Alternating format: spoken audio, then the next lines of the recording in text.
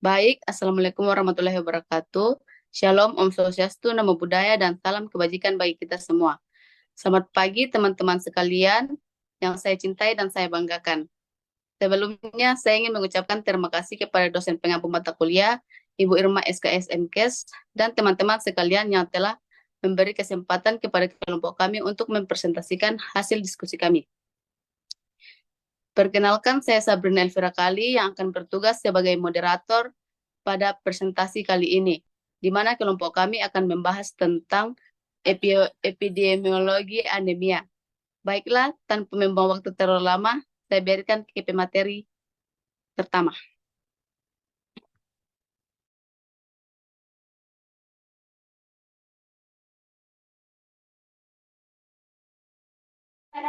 Slide selanjutnya.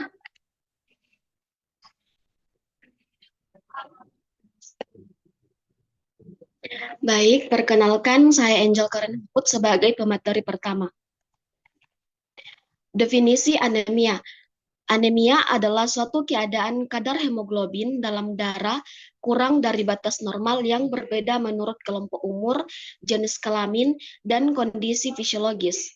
Secara umum, anemia dapat disebabkan oleh cakupan berbagai hal, antara lain defisiensi zat besi, defisiensi vitamin B12, defisiensi asam folat, penyakit infeksi, faktor bawaan, dan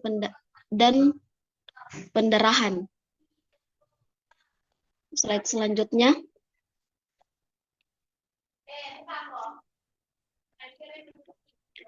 Jenis-jenis anemia.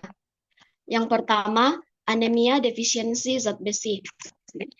Anemia yang paling banyak terjadi adalah anemia akibat kekurangan zat besi. Zat besi merupakan bagian dari hemoglobin. Oleh sebab itu, ketika tubuh kekurangan zat besi, produksi hemoglobin pun akan menurun. Kedua, anemia defisiensi vitamin C. Penyebab kekurangan vitamin C biasanya adalah kurangnya asupan vitamin C dalam makanan sehari-hari. Salah satu fungsi vitamin C adalah membantu penyerapan zat besi. Sehingga jika terjadi kekurangan vitamin C, maka jumlah zat besi yang diserap akan berkurang dan bisa terjadi anemia. Yang ketiga, anemia makrostik. Anemia jenis ini ditandai dengan ukuran sel darah yang lebih besar dari normal. Anemia ini disebabkan karena kekurangan vitamin B12 atau asam folat yang diperlukan dalam proses pembentukan dan pematangan sel darah merah, granulosit, dan platelet. Yang keempat, anemia hemolitik. Anemia hemolitik terjadi bila sel darah merah dihancurkan jauh lebih cepat dari normal. Umur sel darah merah normalnya 120 hari. Pada anemia hemolitik, umur sel darah merah lebih pendek sehingga sumsum tulang penghasil sel darah merah tidak dapat memenuhi kebutuhan tubuh akan sel darah merah. Jenis yang kelima, anemia sel sabit. Anemia sel sabit adalah suatu penyakit keturunan yang ditandai dengan sel darah merah yang berbentuk sabit, kaku, dan anemia hemolitik kronik. Sekian dari saya serahkan ke presentator berikutnya.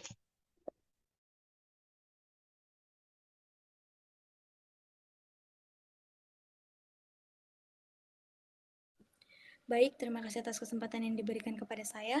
Nah, di sini frekuensi dan distribusi anemia. Berdasarkan data SKI tahun 2023, kelompok usia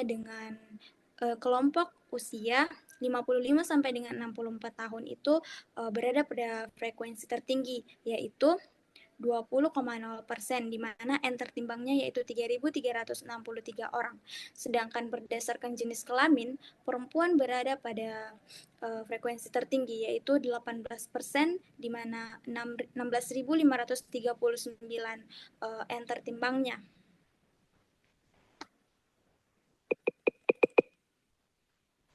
Apakah suara saya terdengar dengan jelas?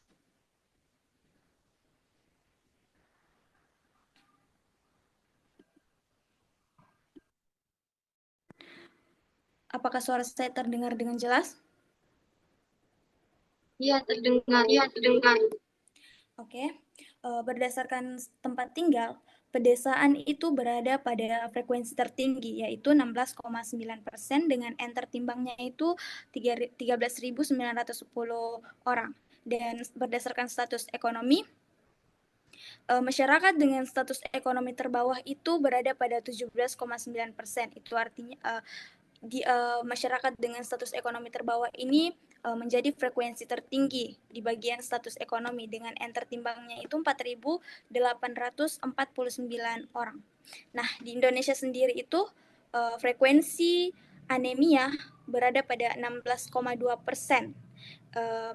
Frekuensi anemia ini sendiri diakibatkan faktor penyebabnya itu bisa kita lihat dan juga sangat mempengaruhi berdasarkan status ekonomi, tempat tinggal, dan juga jenis kelamin. Slide selanjutnya.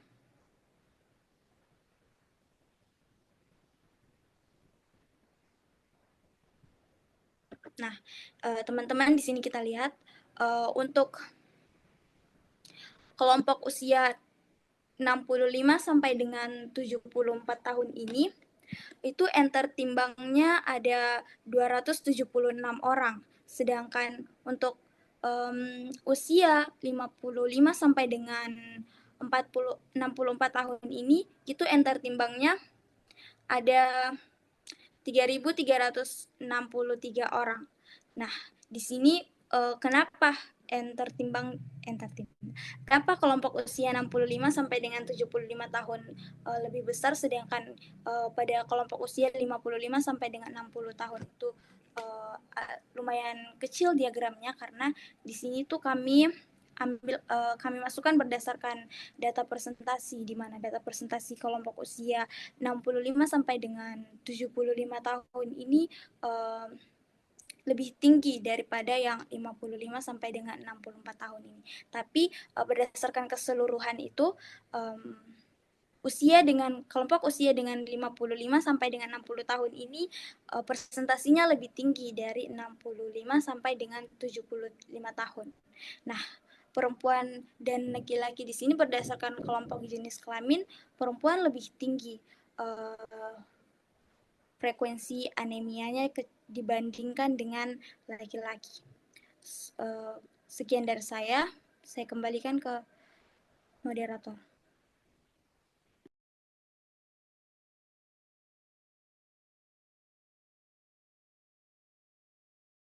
Baik, perkenalkan nama saya Ihsan Nugra sebagai pemateri ketiga. Saya akan menjelaskan faktor penyebab anemia. Ada 3 faktor penyebab anemia. Faktor pertama yaitu defisiensi zat besi. Rendahnya asupan zat besi baik hewani dan nabati yang merupakan pangan sumber zat besi yang berperan penting untuk pembuatan hemoglobin sebagai komponen dari sel darah merah atau eritrosit.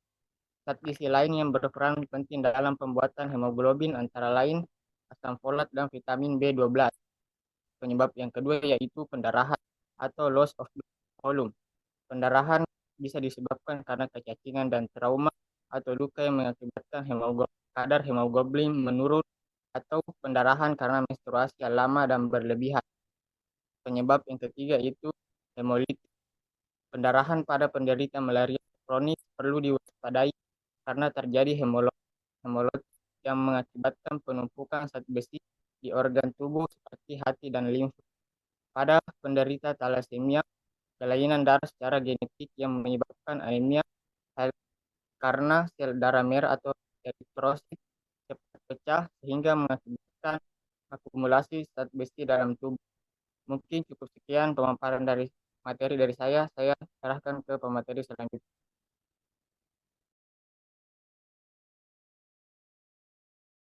Baik, terima kasih atas kesempatannya. Jadi di sini saya akan membahas mengenai dampak dari anemia terhadap mobilitas, mortalitas, dan produktivitas kerja. Nah, yang pertama yaitu mobilitas. Sebelumnya, kita tahu bahwa mobilitas itu angka kesakitan pada suatu individu ataupun populasi. Nah, jadi angka kesakitan terhadap dampak kesakitan yang pada anemia itu seperti penurunan produktivitas, di mana anemia dapat menyebabkan kelelahan yang signifikan seperti 5L, yaitu lemah, letih, lesu, lelah, dan juga lunglai, yang disertai dengan sakit kepala dan juga pusing, cepat capek, mata berkunang-kunang, kemudian mudah mengantuk, sulit untuk fokus, sehingga individu itu akan lebih cenderung mengalami penurunan produktivitas saat bekerja. Kemudian yang kedua yaitu komplikasi pada ibu hamil, di mana ibu hamil yang mengalami anemia ini akan memiliki resiko lebih tinggi untuk mengalami komplikasi, seperti pada bayinya, yaitu akan lahir dengan BBLR atau berat bayi lahir rendah, di mana kondisi ini yaitu bayi itu akan lahir dengan berat badan yang kurang dari 2,5 kg. Nah, bayi yang BBLR ini akan memiliki tingkat kerentanan pada penyakit dan kegagalan organ vital yang tinggi saat lahir. Nah, anemia pada ibu yang mengalami anemia berat akan berisiko lebih tinggi untuk melahirkan bayi BBLR dengan dibandingkan ibu yang mengalami anemia sedang. Kemudian selanjutnya yaitu komplikasi komplikasi selanjutnya yaitu kelahiran prematur, di mana kelahiran prematur yaitu bayi yang lahir sebelum usia 37 minggu di dalam kandungan ibu, di mana bayi yang lahir dari ibu yang menderita anemia ini memiliki resiko prematur 4,5 kali lebih tinggi dibandingkan bayi yang tidak menderita anemia. Nah, selanjutnya yang ketiga yaitu risiko penyakit infeksi, di mana penderita anemia ini akan lebih rentan terhadap penyakit infeksi karena adanya penurunan dari daya tahan tubuhnya, karena tadi itu ada capek, kemudian pusing, dan sebagainya. Baik, slide selanjutnya.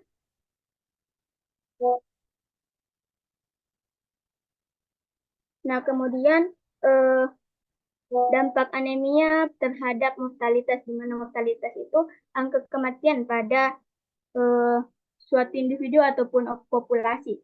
Di mana yang pertama yaitu kematian maternal, di mana anemia itu merupakan faktor penyebab tidak langsung dari kematian ibu, di mana lebih dari 50% ibu hamil yang mengalami anemia akan berisiko tinggi mengalami komplikasi yang dapat berujung pada kematian, di mana kematian ini sering disebabkan oleh pendarahan akibat anemia.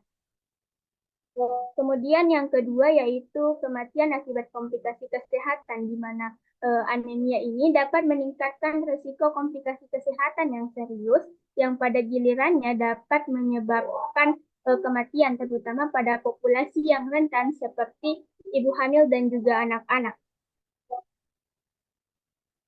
Kemudian kematian pada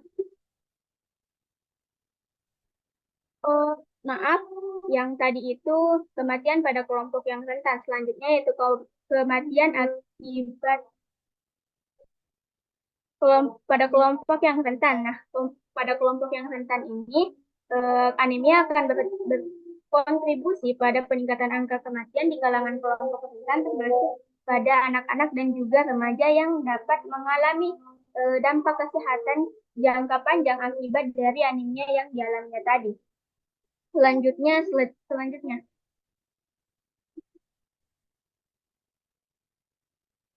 Selanjutnya yaitu dampak anemia terhadap produktivitas kerja, di mana yang pertama yaitu kelelahan akibat penurunan energi, di mana penderita anemia yang sering mengalami gejala seperti kelelahan, lelah, dan juga lesu, itu dapat mengurangi kemampuan mereka untuk bekerja secara efektif. Nah, hal ini itu dapat menyebabkan individu merasa cepat lelah dan juga sulit untuk fokus pada tugas-tugas mereka.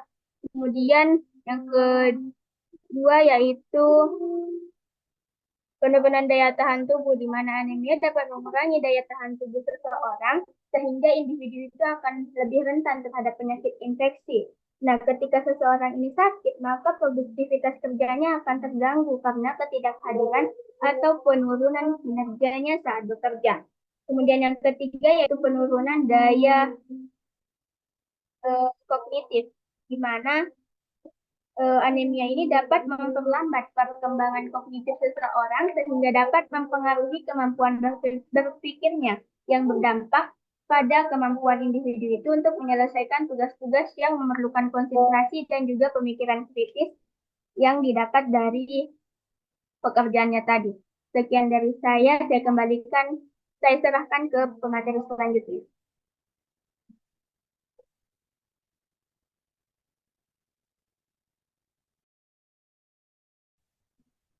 Baik, terima kasih atas kesempatan yang diberikan kepada saya. Berikutnya yaitu langkah-langkah untuk mengendalikan dan mencegah anemia di Indonesia. Nah, langkah-langkah yang dapat dilakukan yaitu yang pertama meningkatkan asupan makanan sumber zat besi. Jadi, perlu meningkatkan asupan makanan sumber zat besi yang terdiri dari aneka ragam pangan, terutama sumber pangan hewani yang kaya zat besi dan sumber pangan nabati yang kaya zat besi. Nah, makanan yang kaya sumber zat besi dari hewani itu contohnya seperti hati, ikan, daging-dagingan, dan unggas. Sedangkan dari nabati itu contohnya seperti sayuran hijau tua dan kacang-kacangan. Selain itu, perlu juga mengkonsumsi buah-buahan yang mengandung vitamin C seperti jeruk dan jambu. Hal ini itu untuk meningkatkan penyerapan zat besi dalam tubuh kita. Yang kedua yaitu fortifikasi bahan makanan dengan zat besi. Nah, apa itu fortifikasi bahan makanan? Jadi fortifikasi bahan makanan yaitu menambah satu atau lebih zat gizi ke dalam pangan untuk meningkatkan nilai gizi pada pangan tersebut. Nah, penambahan zat besi ini dapat dilakukan di industri pangan. Untuk itu kita disarankan untuk selalu membaca label pada kemasan agar kita mengetahui apakah bahan makanan yang kita beli itu sudah difortifikasi dengan zat besi atau belum. Nah, makanan yang sudah difortifikasi di Indonesia itu seperti tepung, beras, mentega, minyak goreng, dan berbagai snack lainnya. Selain itu, zat besi dan vitamin serta mineral lain juga dapat ditambahkan di dalam makanan yang disajikan di rumah tangga, yaitu dengan bubuk tabur gizi atau yang dikenal dengan multiple micronutrient powder. Yang ketiga yaitu suplementasi zat besi. Jadi pada keadaan di mana zat besi dari makanan itu tidak mencukupi kebutuhan tubuh terhadap zat besi, maka perlu didapat dari suplementasi zat besi. Nah, pemberian suplementasi zat besi secara rutin ini bertujuan untuk meningkatkan kadar hemoglobin secara cepat, dan suplementasi ini perlu dilanjutkan untuk meningkatkan simpanan zat besi di dalam tubuh. Nah, suplementasi zat besi ini biasanya dengan pemberian tablet tambah darah. Suplementasi zat besi dengan pemberian tablet tambah darah terutama pada remaja putri dan wanita usia subur ini merupakan salah satu upaya pemerintah Indonesia untuk memenuhi asupan zat besi di dalam tubuh. Nah, pemberian tablet tambah darah yang tepat dan rutin ini dapat mencegah anemia dan meningkatkan cadangan zat besi. Nah, program pemberian tablet tambah darah pada remaja putri dan wanita usia subur ini dilakukan setiap 1 kali seminggu sesuai dengan Permenkes yang berlaku. Sekian pembawaan materi dari saya berikan ke pemateri selanjutnya.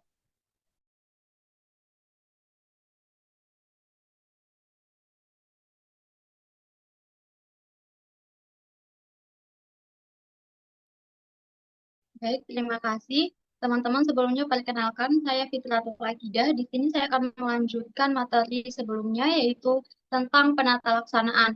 Nah, teman-teman, kita bisa lihat di sini bahwa dalam penata laksanaan anemia itu bisa dengan beberapa cara, yaitu ada terapi kausal, kemudian mengatasi perdarahan kronis, pemberian preparat zat besi atau Fe, kemudian bedah dan juga suportif.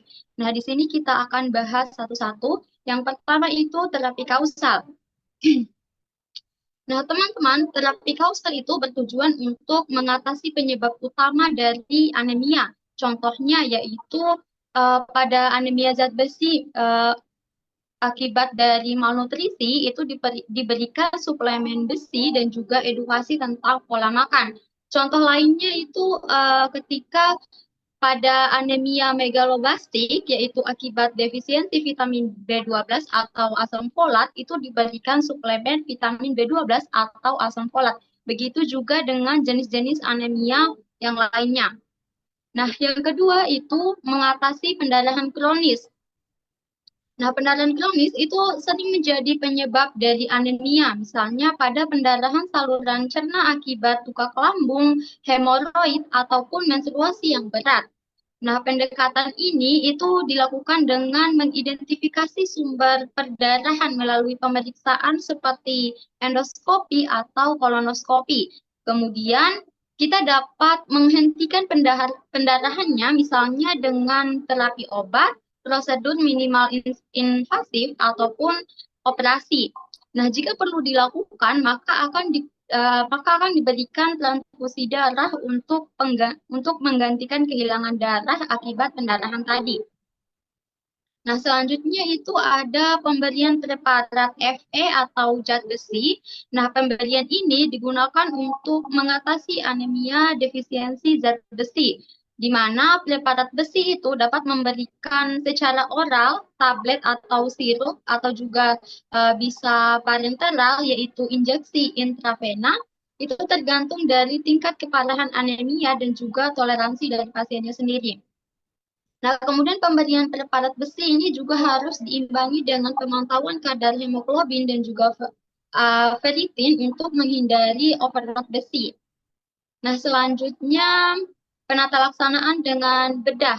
Nah, bedah ini dilakukan jika anemia itu disebabkan oleh kondisi yang membutuhkan tindakan bedah. Contohnya bagaimana? Nah, contohnya itu ketika pengangkatan tumor yang menyebabkan pendarahan atau anemia hemolitik, seperti yang dijelaskan oleh teman saya tadi. Nah, kemudian juga ada perbaikan struktur saluran cerna yang menyebabkan perdarahan kronis, atau juga ketika splenektomi pada kasus anemia hemolitik, autoimun, dan juga talasemia berat. Nah, selanjutnya penata laksanaan yang terakhir itu ada suportif. Nah, suportif maksudnya di sini itu pendekatan yang bertujuan meningkatkan kualitas hidup pasien dengan mendukung kebutuhan fisik dan psikologisnya. Contoh dari tindakan suportif ini yaitu suplementasi tambahan seperti asam folat dan juga vitamin B12 meski tidak selalu menjadi penyebab utama dari anemia. Contoh lainnya yaitu dapat diberikan dengan konseling psikologis jika anemia tersebut menyebabkan kelelahan atau penurunan kualitas hidup. Nah, teman-teman, itu tadi pelaksanaannya. Selanjutnya saya serahkan kepada moderator.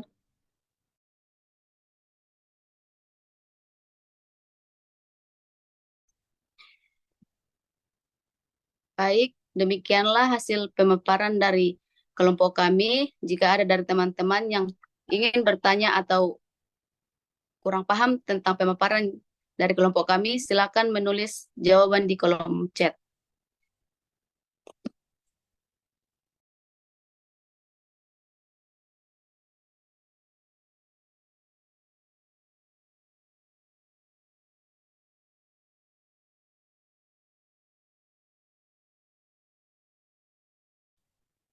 Sembari menunggu pertanyaan dari teman-teman, saya berikan ke moderator kelompok selanjutnya.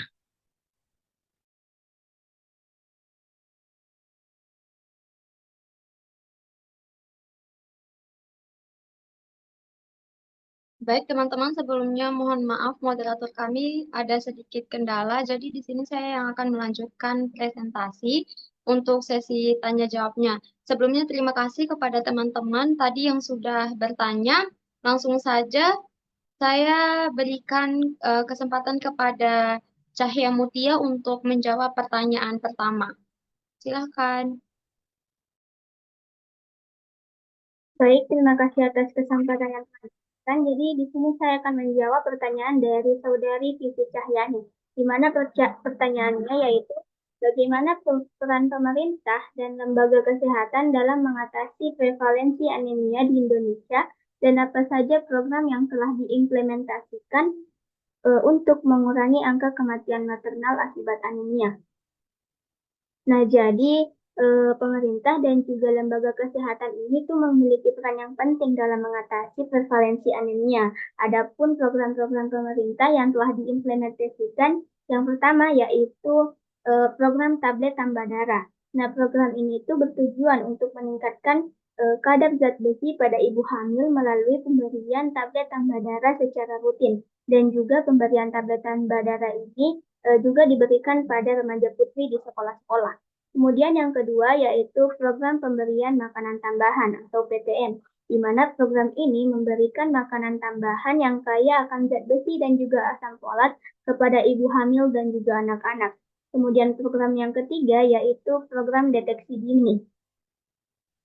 Adapun program ini yaitu dengan melakukan deteksi dini pada anemia pada ibu hamil dan juga anak-anak dengan melalui pemeriksaan darah secara rutin. Kemudian program yang keempat yaitu program penyuluhan dan juga edukasi, di mana program ini itu memberikan penyuluhan dan juga edukasi kepada masyarakat tentang anemia termasuk cara pencegahan dan juga pengelolaannya. Kemudian yang terakhir yaitu program peningkatan akses layanan kesehatan, di mana program ini itu berupaya untuk meningkatkan akses masyarakat terhadap layanan kesehatan, termasuk layanan pemeriksaan dan juga pengobatan anemia. Itu saja yang dapat saya berikan. Selanjutnya saya serahkan kepada moderator. Baik, terima kasih Cahya Mutia. Saya kembalikan kepada Saudari Vivi Cahyani sebagai penanya, apakah jawabannya sudah tepat atau bagaimana? Baik, terima kasih atas jawabannya. Jawabannya sudah tepat. Terima kasih. Baik, terima kasih. Selanjutnya, pertanyaan kedua dari Saudari Nur Hidayah yang akan menjawab saya sendiri. Tadi pertanyaannya itu apa sih hubungan dari status gizi dan juga anemia? Kemudian bagaimana intervensi gizi yang tepat dalam membantu mengurangi dampak anemia pada produktivitas kerja. Nah, teman-teman, status gizi dan juga anemia itu tentu saja memiliki hubungan yang erat, yaitu contohnya anemia kekurangan zat besi, vitamin B12, dan juga asam folat yang merupakan penyebab utama dari anemia, di mana zat besi, vitamin B12, dan juga asam folat ini merupakan zat gizi. Nah, kemudian untuk intervensi gizi yang tepat, untuk membantu mengurangi dampak anemia pada produktivitas kerja sendiri itu yang pertama ada peningkatan asupan zat besi, di mana kita dapat meningkatkan asupan zat besi melalui konsumsi makanan yang kaya akan zat besi seperti daging merah, hati, ikan, maupun sayuran hijau. Nah, yang kedua itu ada suplementasi zat besi, di mana kita dapat memberikan suplementasi zat besi kepada individu yang mengalami kekurangan zat besi.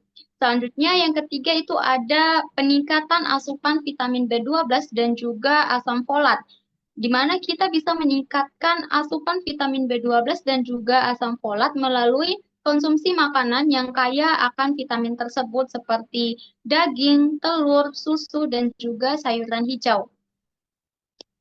Itu saja jawaban yang dapat saya berikan dari pertanyaan Nur Hidayah. Kepada Nur Hidayah, apakah jawabannya sudah bisa diterima? Baik, jawabannya saya terima. Terima kasih. Sama-sama.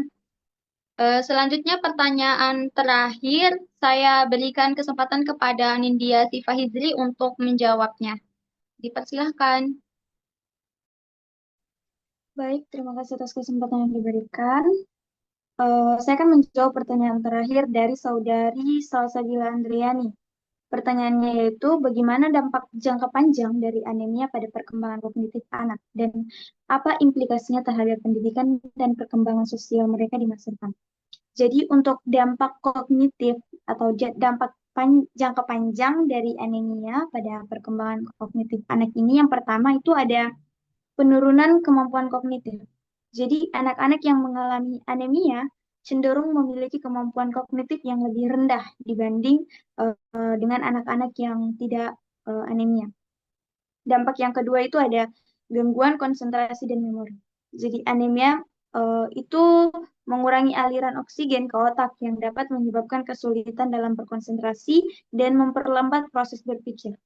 Yang ketiga itu ada perkembangan saraf. Jadi zat besi itu berperan penting dalam pembentukan mielin. Nah, apa itu mielin? Jadi mielin ini merupakan lapisan pelindung saraf. Nah, kekurangan zat besi dapat mengganggu pembentukan mielin sehingga mempengaruhi kemampuan otak untuk mengantarkan informasi. Nah, pertanyaan berikutnya tadi itu apa implikasinya terhadap pendidikan dan perkembangan sosial mereka di masa depan? Jadi implikasi terhadap pendidikan itu ada dua. Yang pertama itu prestasi akademik yang rendah. Nah, anak-anak dengan anemia seringkali memiliki prestasi belajar yang rendah di sekolahnya. Penurunan konsentrasi dan daya tangkap informasi menyebabkan mereka kesulitan dalam menyerap materi pelajaran. Implikasi yang kedua itu ada risiko tingginya di drop out. Dengan prestasi akademik yang buruk, anak-anak ini lebih mungkin untuk putus sekolah, sehingga mengurangi peluang mereka untuk mendapatkan pendidikan yang lebih baik di masa depan. Nah, untuk implikasi terhadap perkembangan sosial itu, yang pertama kesulitan dalam interaksi sosial.